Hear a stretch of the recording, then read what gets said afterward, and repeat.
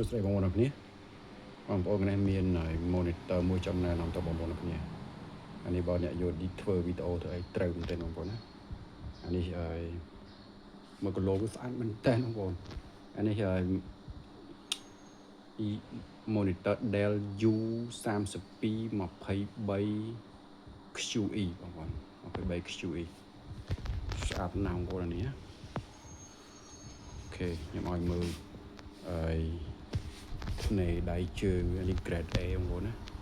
មានអត់ច្រើនម៉ាននេះបងប្អូនតិចដែរអូខេបងប្អូនស្អាតដល់មែនតើបងប្អូនអានេះ 4K បងប្អូននេះ32 inch 4K នេះរូបចាយរូបរាងរបៀបហ្នឹងបងប្អូនណាមាន Type C មាន HDMI មាន DP Type C មាន2គ្រាប់ហើយ DP មាន2គ្រាប់ស្អាតបងប្អូនគេនេះឲ្យមើលលេខកូដវាបងប្អូននេះលេខកូដវា QE 4K បងប្អូនណាតែតម្លៃវាថ្មីបងប្អូនចេញពី website Dell បងប្អូនណាជិត$1000អូខេ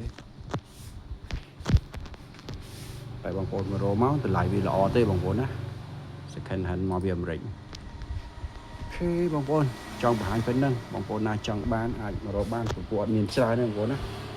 មានតែតិចតួចដែរទេអូខេអរគុណបងប្អូនអរគ្នា